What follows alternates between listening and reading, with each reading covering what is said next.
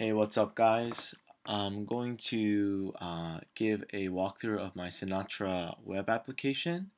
And so I decided to make a wardrobe organizer application that would allow users to create a wardrobe and create categories in that wardrobe. And each of those categories would have items um, and also the user would be able to make multiple wardrobes, edit, delete those wardrobes, and also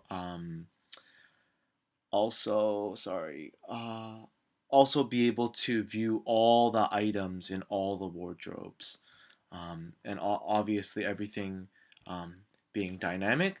So let me go ahead and show you a quick example of my web application.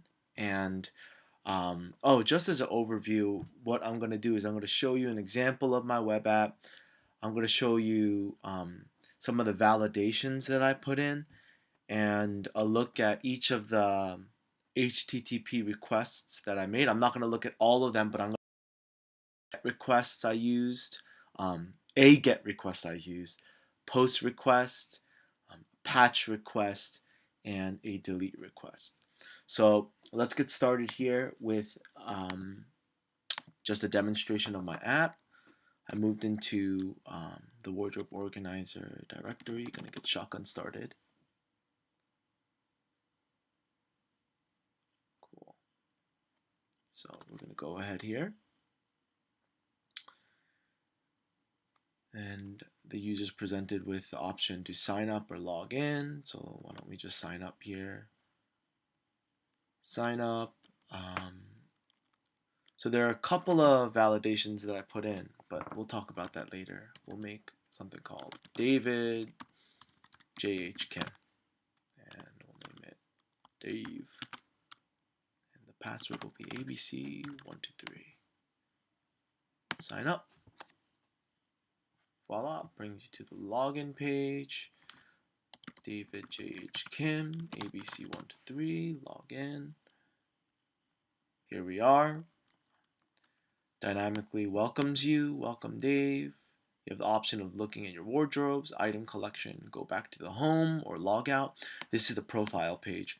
So you're going to go into wardrobes now, and once again, I'm kind of proud of these navigation links that I put down here. Woo! But yeah, they can go to the item collection or profile or log out from here, but we're going to add a new wardrobe. We'll call this summer wardrobe, and we'll create categories for it. So let's do shirts, pants, shorts, accessories, and I think,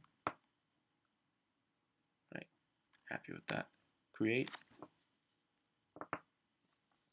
And there it is. So we're back to our profile, and we can see all the wardrobes. User has the option to delete the wardrobe right from this page. And when we click it, we see that these are the 4 categories that we made. There's no items in this wardrobe yet. So we're going to add an item to this wardrobe. Shirts.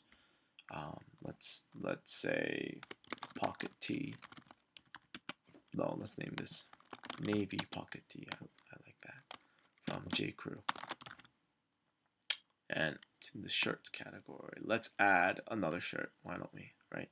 Add another item here. Let's add gray pocket tee. We'll get this from Uniqlo. That. And we'll add items to pants. Let's say tan chinos. We're gonna make an outfit here. Tan chinos from, I don't know, Banana Republic. Right. Great. We'll add another item. We'll add shorts. We'll add gray 6-inch. No, not gray. I don't like gray. We'll do 10, 6-inch, or 7-inch, whatever. 7-inch shorts from c.r.u.d. Add this item. That. add an accessory. We'll add everything's like not from luxury brands, but we'll get a chronograph.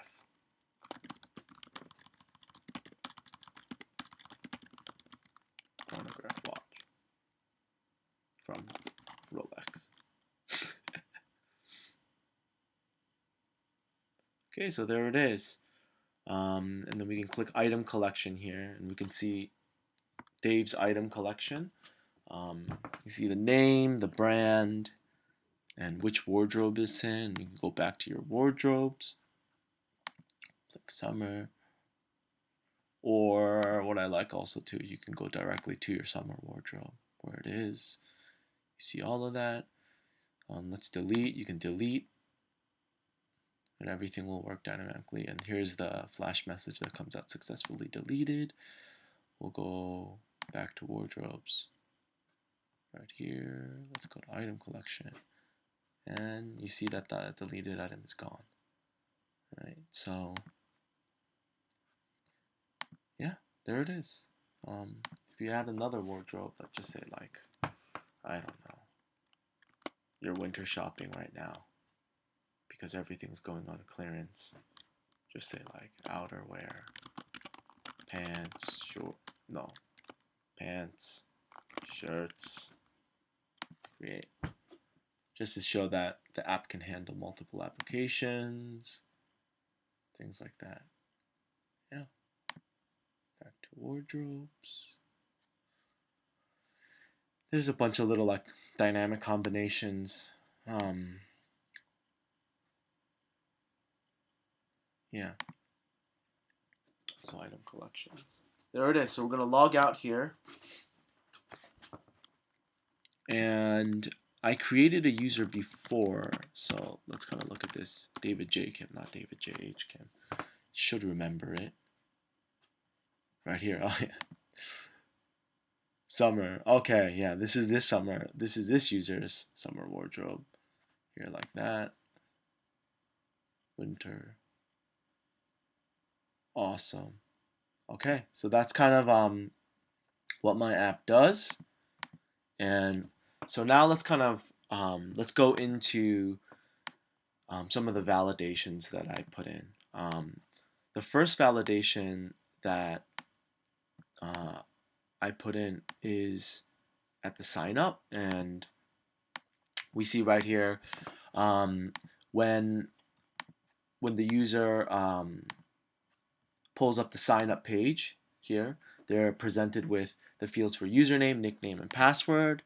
Now with this code right here, I said if the username is an empty string, or the nickname is an empty string right here, or the password is an empty string, it's going to create a flash message say all fields required, and it's going to reload the page. So let's go ahead and try that. Let's just click sign up right now, and it says all fields required. There it is.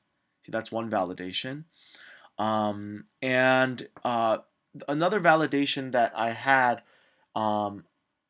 is actually through Sinatra, and I did it through the actual model right here. Oh wait, no, users. Oh, sorry. Yeah. So the field, if the field, take that back. Sorry, I was a little like confused in my head. So if there's an empty string, if they don't put anything in there, it's going to say all fields required. If the user, and else if the username already exists, then it's going to give the flash message username already exists and render the page once again. And one little thing that I did that I actually copied from someone else's um, code that I thought was really awesome and helpful in this case was this helper method here with def username. And when I use username here, it'll downcase the username that's created. So if they make like, like all of these like capitalized, not capitalized username, like D, what it'll do here in username, right here, you see, it's going to find by username, and it's also going to create by the helper method username, as you can see here, right? It's not param's username, but it's username. Because of that, it adds it adds I think better data, because there's not any like someone could have the same username but one person capitalized one, and then there might be the same username but just one letter capitalized. But this right here prevents that, using that helper method and finding by that yeah, using that helper method prevents that. So what's going on here is that whatever username that they put in, and granted that they filled in all the fields, if it's not equal to nil and there is that username does exist, it's going to say username exists. All right. So finally, if those two conditions pass, then we're going to create the application is going to go ahead and create a user, specifically with the username, nickname, whatever they put in, and password, and it's going to render the login page. So that's a validation that I put in here. And there are little validations all throughout that I implemented all throughout the website. One example is right here, if logged in. So if someone tries to go into the login page, if someone tries to go to the sign up page but they're already logged in, it's going to redirect to the login page. So logged in users will not be able to access the sign up page. So why don't we go ahead and test that out here. We'll log into my favorite wardrobe. Here it is. So I mean, I made a dynamic. Oh wait, hold on. I'm pretty sure I made a dynamic. Okay, yeah. One cool thing I did also. Actually, I won't talk about that. As you can see, like the home page or the landing page, it doesn't say sign up. It's a profile. That's one thing that we can do with conditional statements in your view. But so let's just manually type it in. If we try to users sign up, if you go in here, oh, whoa, whoa, we're running to an issue here. What's going on? Oh, oopsies. It's not users / sign up. That is not the route. That's not the route. It's just / sign up. There we go. This should do it. There we go. And it also gives a message, log out in order to sign in as a different user. I'm gonna add oh look, I'm gonna do some code right here. Add a couple stars here like that to let them know it's like a message. There, that's better. Yeah, look at that. Okay, so that's a validation. That's one validation I did. Also, users cannot edit the wardrobe or even access the wardrobe of another user. So, for example,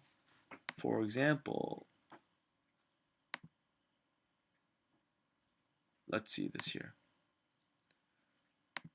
You see, we find that, you see, this wardrobe is wardrobe 10, right? And so let's log out here. And let's log in with that other username. And let's say this David Kim wants to hack the wardrobe of the David J.H. Kim.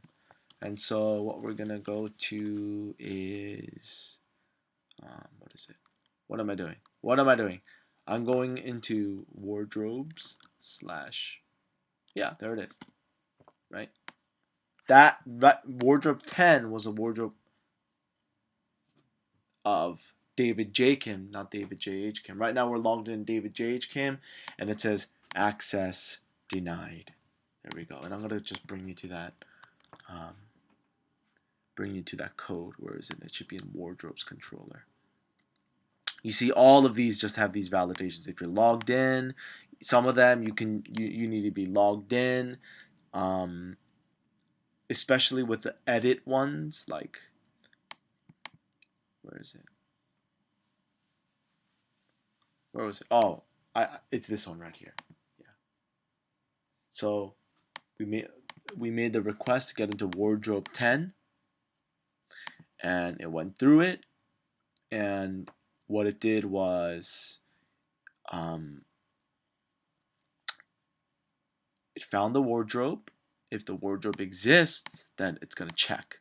If it's logged in and current user dot, if the current user, which is another helper method, if the current user's ID is the wardrobe's ID, see each wardrobe has a user ID associated with it, then it'll show. If it isn't, then it's going to give the access denied and render the login page, which is what happened here.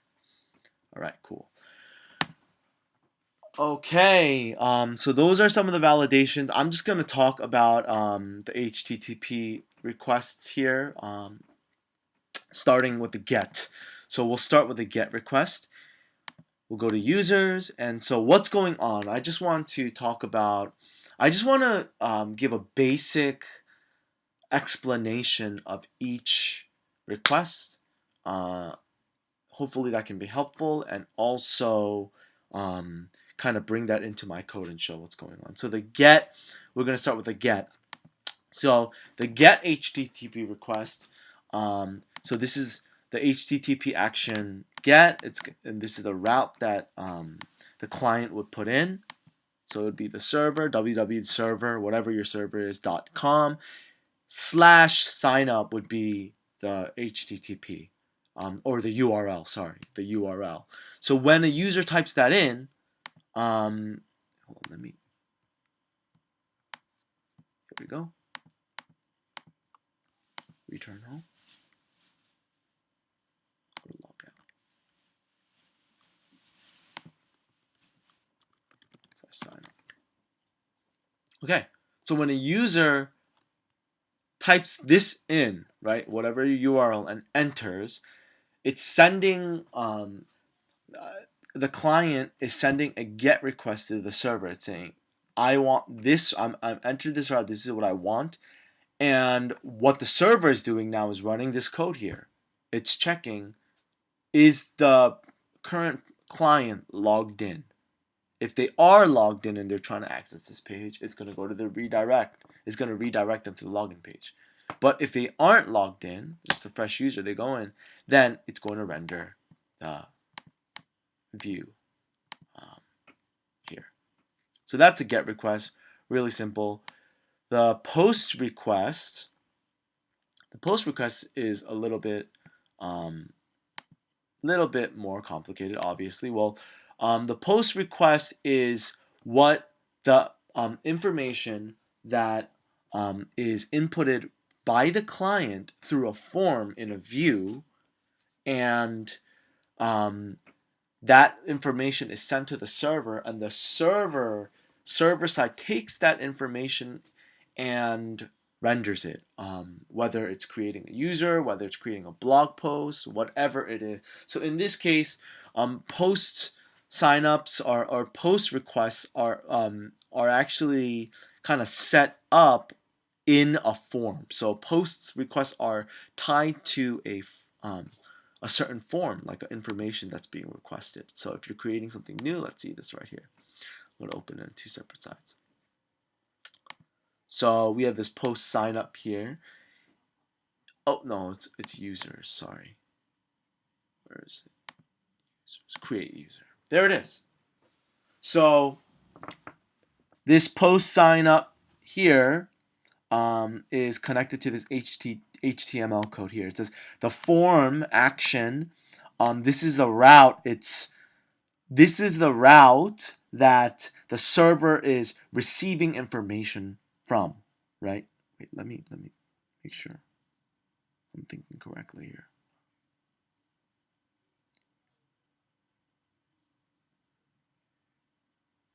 Yes. So that's wait, this sign up is the location that the information that the client puts in is going to be sent into. So right here, post sign up, when they go to the sign up page, there's going to be those forms, and once they fill out that form, which is this form right here, whatever gets inputted into this form is being sent as a post method to this route. And so the way that we receive the message is by specifying post, and it's saying sign up this route here, and that allows the computer to know that, hey, this is the information that we're receiving. The information from here is being tied over here. Sorry, my dog's going crazy. So that's kind of how that works. And once they input it, hold on.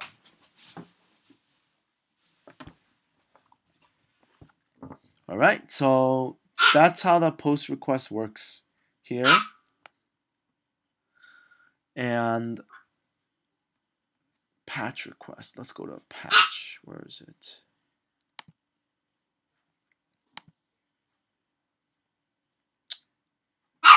That's a delete. Hold on. Let's go to, where are our edits? Let me think. Let me think here. Wardrobes.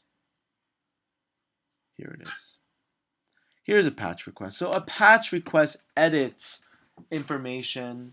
It's specifically to edit information that currently exists on the server. And in this case, it will be to edit a wardrobe. And once again, it's very similar to the creating a new, receiving new information or creating a new instance of the object, but with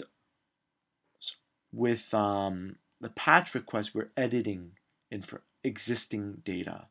So actually, this is not where it is. It's under the edit, right? There's a corresponding edit view, and here's the code as follows. These are action, right? And this is 1 second. My dog is going crazy. Hold one.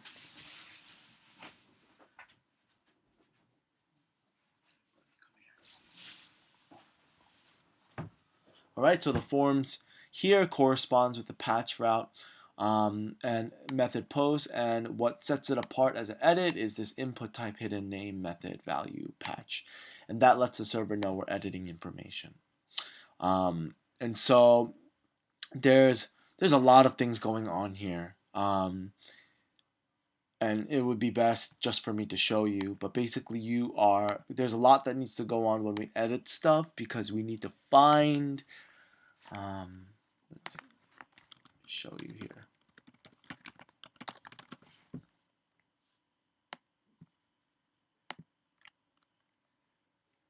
Let's say we go in here, and let's say we edit wardrobe, right? So I decided to kind of go with this. Oh my goodness! I decided to go to allow people to edit in this way. So right here, edit wardrobe, it's going to come with the current name, right? If they change it, right? And the reason why it comes with that summer current name is actually we set the value here, right? To show the current name, and what will happen is where is this?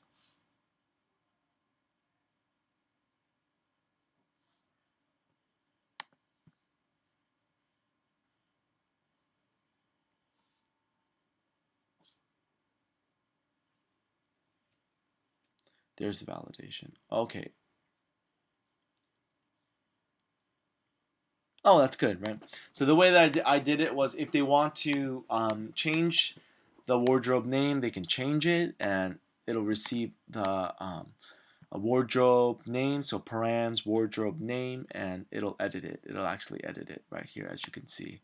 So no matter what, even if they leave the existing name, it's actually rewriting the name, the same name, and that's okay, because it's just an attribute of the wardrobe. And right here, when you edit, it's kind of like confusing. I mean, one of the things that I had to do was find out, like, okay, how do I choose the wardrobe that I'm actually going to edit. So I had to iterate over or find a way to select each individual category that they would want to edit. And so here it would be shirts, and then if I wanted to be like, okay, not shirts or dress shirts. Right here, and there are also validations here. If it leaves it empty, then nothing's gonna happen. If we leave the category empty, nothing's gonna happen. Okay. Yep. So let me see here.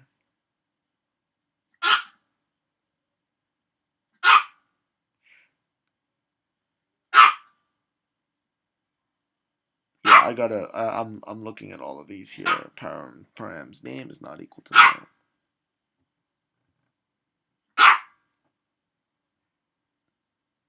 Yeah. So they basically need. Um. They basically need to input something like it could, Peter. No. Be quiet. Sorry. They basically need to input something. If they add an empty string, or if it's not an empty string, or if it's not nil, then it'll update the category. You can also add a new category right here, right? And delete an existing category. So why don't we just click update wardrobe, and we'll see that it changed. Dress shirts. Finally, the patch request the delete request. So delete wardrobes here. And it's the same thing as the patch request, but instead of, it's still a post method, but the value is delete. Let me show you that.